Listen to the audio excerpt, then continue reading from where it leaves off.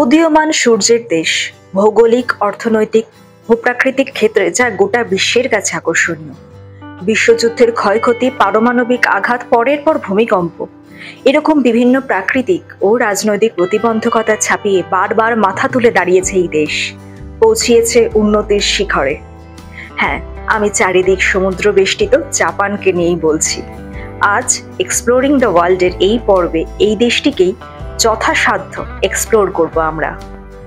নমস্কার, আমি প্রীতি। Exploring the ওয়ার্ল্ডের আরেকটি পর্বে আপনাদের প্রত্যেককে স্বাগত। আজ এই পর্বে আমরা জাপান দেশটাকে যতটা সম্ভব জেনে নেওয়ার চেষ্টা করব। ফলে চলুন সবার প্রথম এবার জেনে নিই জাপানের অবস্থানটা ঠিক কোথায়। জাপান মূলত একটি দ্বীপ রাষ্ট্র। বিভিন্ন ছোট ছোট দ্বীপকে নিয়েই এই দেশটি গঠিত। এই দেশটির চারপাশে কোনো স্থলসীমানা নেই, অর্থাৎ প্রতিবেশী রাষ্ট্র বলে কিছু নেই। চারদিকটাই সমুদ্র দ্বারা ঘেরা। এর উত্তরে আছে ওখুৎসু সাগর, পশ্চিমে আছে জাপান সাগর এবং দক্ষিণ পশ্চিমে পূর্ব চীন সাগর। এই দেশটির কোনো স্থলসীমানা না থাকলেও জাপানের সামুদ্রিক প্রতিবেশীদের মধ্যে রয়েছে রাশিয়া, উত্তর কোরিয়া, দক্ষিণ কোরিয়া, চীন এবং তাইওয়ান। আপনাদের শুরুতেই বললাম জাপান একটি দ্বীপ রাষ্ট্র। প্রচুর ছোট ছোট দ্বীপের সমন্বয়ে এই দেশটি গঠিত। এই বিভিন্ন যে দ্বীপগুলি রয়েছে তার মধ্যে অন্যতম যে 5টি দ্বীপ সেগুলি হলো হোক্কাইডো, হন্ডুসু, শিকোকু, কিটসু এবং ওকিনাওয়া, যার মধ্যে হন্ডুসু সব থেকে বড় এবং সব থেকে ছোট দ্বীপ হলো শিকোকু। আমি এক্সপ্লোরিং দ্য ওয়ার্ল্ডে দর্শকদের কাছে প্রথমে একটা কথা বলে দিতে চাই, এগুলো প্রত্যেকটাই জাপানি শব্দ, প্রত্যেকটাই জাপানি প্রোনাউন্সিয়েশন। হতে পারে আমার হয়তো প্রোনাউন্সিয়েশন কিছুটা আলাদা হলো, অথবা কিছু ক্ষেত্রে ভুলও হতে পারে। তার জন্য আমি প্রথমেই দর্শকদের কাছে ক্ষমা চেয়ে নিচ্ছি। আজকের এই টেকনোলজিতে উন্নত জাপানকে তো আমরা প্রত্যেকেই চিনি, প্রত্যেকেই জানি। এবার চলুন তাহলে জাপানের ইতিহাসের দিকটা একটু জেনে নিই।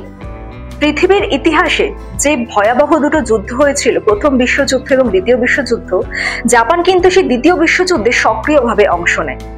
তবে এই অধ্যায় অনেক বিস্তৃত, আজকের আলোচ্য বিষয় সেটা নয়। খুব সংক্ষেপে যদি বলা যায়, দ্বিতীয় বিশ্বযুদ্ধের সময় জাপান কিন্তু ধীরে ধীরে জয়ের দিকে এগিয়ে যাচ্ছিল। অর্থাৎ এর থেকে আমরা বুঝতে পারি আজকের জাপান যেরকম উন্নত এবং শক্তিশালী, আজ থেকে প্রায় 70-80 বছর আগেও কিন্তু জাপান ঠিক একইভাবে শক্তিশালী এবং উন্নত ছিল। তৎকালীন জাপান প্রধানমন্ত্রী হিদেকি তোজো আমাদের পরম প্রিয় নেতাজিকে তার স্বাধীনতা সংগ্রামের লক্ষ্যে সাফল্যের স্বাদ প্রদান করতে অকুণ্ঠ সহায়তা করেন। সে কথাও আমরা কম বেশি প্রত্যেকেই জানি। তবে জাপান ধীরে ধীরে জয়ের দিকে অগ্রসর হতে থাকলো। শেষ পর্যন্ত কিন্তু জাপানের পরাজয় ঘটেছিল। নানান রাজনৈতিক যুদ্ধকালীন প্রেক্ষাপট ধীরে ধীরে বদলাতে থাকে এবং জাপানের পরাজয় হয়। জানা যায় জাপানকে সম্পূর্ণরূপে স্যারেন্ডার করানোর জন্য আমেরিকা পারমাণবিক অস্ত্রের প্রয়োগ করে। হিরোশিমা ও নাগাসাকি এই দুটি শহরের ওপর পারমাণবিক বোমা ফেলা হয়েছিল, যার ক্ষতিকর প্রভাব বহু বছর ধরে ভুগতে হয়েছিল এখানকার নাগরিকদের। সেই দুরবস্থা কাটিয়েও আজ আবার জাপান মাথা তুলে দাঁড়িয়েছে, পৌঁছিয়েছে উন্নতির শিখরে। জাপানের এই যুদ্ধকালীন অধ্যায় অনেকটাই বিস্তৃত, যেমনটা আপনাদের শুরুতেই বললাম। সেটা এই ভিডিওর আলোচ্য বিষয় নয়। এবার চলুন জেনে নিই জাপানের ক্লাইমেট কিরকম, অর্থাৎ সেখানকার আবহাওয়া, প্রকৃতি সেগুলো কিরকম। এখানে মার্চ মাস থেকে মে মাস পর্যন্ত এই সময়টা থাকে বসন্তকাল। বৃষ্টিপাতের পরিমাণও থাকে এই সময় খুবই কম, আর তাপমাত্রা থাকে 10 ডিগ্রি থেকে 20 ডিগ্রি সেলসিয়াসের মধ্যে। এরপর আসে গ্রীষ্মকাল। জুন থেকে অগস্ট পর্যন্ত এখানে গ্রীষ্মকাল থাকে। এই সময় এখানে তাপমাত্রা থাকে 30 থেকে 35 ডিগ্রি সেলসিয়াসের মতো। সেপ্টেম্বর থেকে নভেম্বর এই সময়টা এখানে শরৎকাল। এই সময় এখানে তাপমাত্রা থাকে 20 থেকে 25 ডিগ্রি সেলসিয়াস পর্যন্ত। ডিসেম্বর থেকে মার্চ এই সময়টা জাপানে শীতকাল।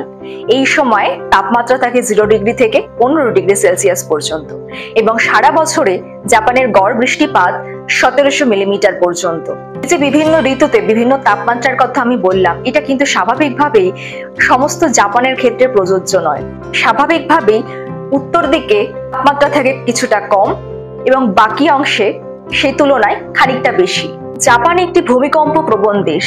এটি প্রশান্ত মহাসাগরের রিং অফ ফায়ারের কাছে অবস্থিত হওয়ায় এখানকার পাতগুলো অধিক সক্রিয়, যার ফলে অভিসারী পাত সীমানা বরাবর এখানে প্রায়শই ঘর্ষণের সৃষ্টি হয়, যার ফলে তৈরি হয় ভূমিকম্প। এবং এই ভূমিকম্প থেকে সুনামিরও সৃষ্টি হয়ে থাকে। মাউন্ট ফুজি এখানকার সর্বোচ্চ শৃঙ্গ, যার উচ্চতা 3373 মিটার। এটি জাপানিদের কাছে অত্যন্ত পবিত্র একটি পর্বত। জাপানের ভৌগোলিক অবস্থান, সেখানকার আবহাওয়া, সেসব নিয়ে তো জানলাম। এবার চলুন সেখানকার নাগরিকদের সম্পর্কে কিছুটা জেনে নিই। জাপানের জনসংখ্যা 12 কোটির মতো, যার মধ্যে অধিকাংশই বৌদ্ধ ধর্মাবলম্বী মানুষ। জাপানের নাগরিকরা হয় অত্যন্ত কঠোর পরিশ্রমী এবং তারা নিয়ম শৃঙ্খলার ব্যাপারেও যথেষ্ট তৎপর।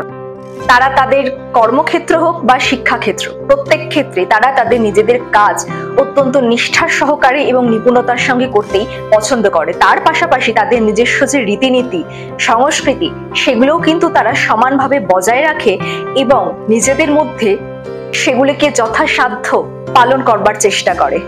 এবং স্বভাবের দিক থেকে তারা অত্যন্ত বিনয়ী এবং শান্ত প্রকৃতির। টেকনোলজিতেও জাপান অত্যন্ত উন্নত, সেটা আমরা প্রত্যেকেই জানি।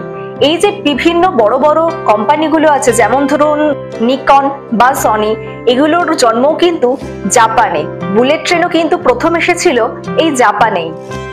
আর ছোটদের প্রিয় কার্টুন ডোরেমন বা সিনচ্যান, সেটাও কিন্তু জাপানেরই। খাওয়া দাওয়ার ব্যাপারে জাপানের নাগরিকরা কিন্তু অত্যন্ত সচেতন। তারা সবসময় সতেজ এবং গুণ সম্পন্ন খাবার খেতেই সব থেকে বেশি পছন্দ করে। তারা তাদের খাদ্য তালিকায় সিজনাল খাবারও কিন্তু রেখে থাকে। তাদের ডায়েট হয় ভীষণ ব্যালেন্স। পাশাপাশি তারা শরীর চর্চাতেও যথেষ্ট মনোনিবেশ করে। মনে করা হয় এইসব কারণের জন্যই জাপানের নাগরিকদের লাইফ এক্সপেক্টেন্সি অনেক হাই, অর্থাৎ এখানের মানুষের গড় আয়ু অত্যন্ত বেশি। জাপানের রাজধানী টোকিও এবং এখানকার কারেন্সি হলো ইয়েন, অর্থাৎ 1 ইয়েন সমান 0.56 ভারতীয় মুদ্রায়। এবার তাহলে চলুন জেনে নেওয়া যাক সব থেকে ইন্টারেস্টিং বিষয়টা। এই জাপানে যদি আপনারা থাকতে চান, তাহলে আপনাদের ফ্যামিলি প্রতি মাসে কি খরচ। জাপানে বসবাস করতে গেলে এখানে ফ্যামিলি প্রতি মাসে অ্যাকোমোডেশন বাবদ ব্যয় হতে পারে 1.5 লাখ থেকে 4.5 লাখ ইয়েন পর্যন্ত। আর ফুড আর গ্রসারিতে ব্যয় হতে পারে 70 লাখ থেকে 1,500 ইয়েন পর্যন্ত। আর ট্রান্সপোর্ট বাবদ এখানে প্রতি মাসে প্রতি ফ্যামিলির জন্য লাগতে পারে 15,000 থেকে 56,000 ইয়েন। আর ইউটিলিটি কস্ট মানে ধরুন সেখানকার ইলেকট্রিসিটি, গ্যাস বা জল, সেই বাবদ ব্যয় হতে পারে 18,000 থেকে 40,000 ইয়েন পর্যন্ত। তাহলে সবটা মিলিয়ে মাসিক একটি পরিবারের খরচ পড়তে পারে 5 লাখ থেকে 6.5 লাখ ইয়েন পর্যন্ত। ভারতীয় মুদ্রায় যেটা দাঁড়ায় 2 লাখ থেকে 3.5 লাখ টাকা। এখানকার ব্যয় যেমন বেশি, এখানকার আয়ও কিন্তু অনেকটাই বেশি। মাথাপিছু এখানের ইনকাম 3 লাখ থেকে 3.5 লাখ টাকা পর্যন্ত। ফলে এখানে বসবাস ব্যয়বহুল হলেও যেহেতু তাদের মাসিক ইনকাম সেই তুলনায় সামঞ্জস্যপূর্ণ, তাই কিন্তু সেক্ষেত্রে অসুবিধা হয় না। আমরা ভারতীয়রা এটা শুনে ভাবছি এত ব্যয় কি করে তারা বহন করে। এই নিয়মটা প্রত্যেকটা দেশের ক্ষেত্রেই প্রযোজ্য। যে দেশের ব্যয় বেশি সেই দেশের আয়ও কিন্তু বেশি। আয় এবং ব্যয়ের মধ্যে অধিক পরিমাণে বৈষম্য সাধারণত কিন্তু কোনো উন্নত দেশে থাকে না।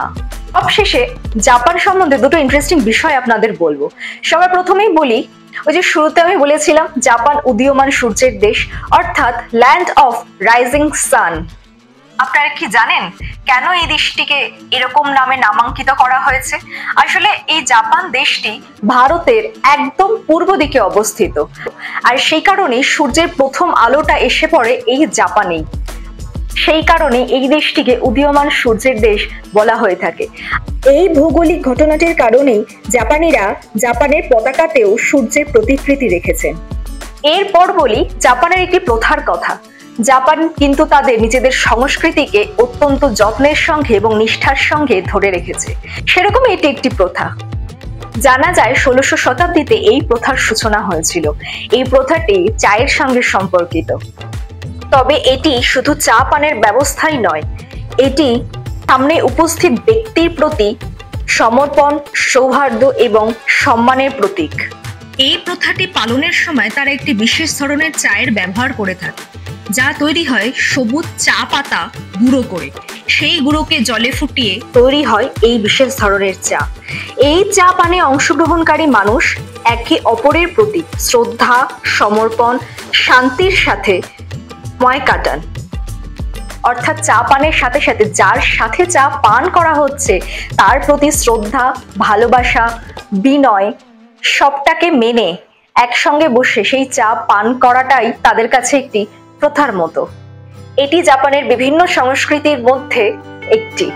একটা স্বল্প দৈর্ঘ্যের ভিডিওর মধ্যে একটা গোটা দেশকে সম্পূর্ণভাবে চেনানো কখনোই সম্ভব নয়। তবে আমি সবসময় চেষ্টা করি আপনাদের কাছে কোনো ভিডিও যেন তথ্যের ভারে ভারাক্রান্ত না হয়ে যায়। গল্পের মধ্যে দিয়ে যতটুকু সম্ভব আপনাদের কাছে তুলে ধরি আমি বিভিন্ন দেশের বিষয়, বিভিন্ন দেশ বা বিভিন্ন শহর, বিভিন্ন ঐতিহাসিক ঘটনাকে। তো কেমন লাগে এক্সপ্লোরিং দ্য ওয়ার্ল্ড এর ভিডিওগুলো আপনাদের? অবশ্যই কিন্তু সেটা কমেন্ট করে জানাবেন। আর এই ভিডিওটা কেমন লাগলো সেটাও কিন্তু কমেন্ট করে জানাবেন। যদি ভালো লাগে অবশ্যই একটি লাইক করবেন, বন্ধুদের মধ্যে শেয়ার করে দেবেন। আর যারা চ্যানেলটাকে সাবস্ক্রাইব করেনি অবশ্যই সাবস্ক্রাইব করে দেবেন। এক্সপ্লোরিং দ্য ওয়ার্ল্ড এর সঙ্গে থাকবেন। আজ এই পর্যন্তই, দেখা হবে আগামী নতুন একটা কোনো পর্বে।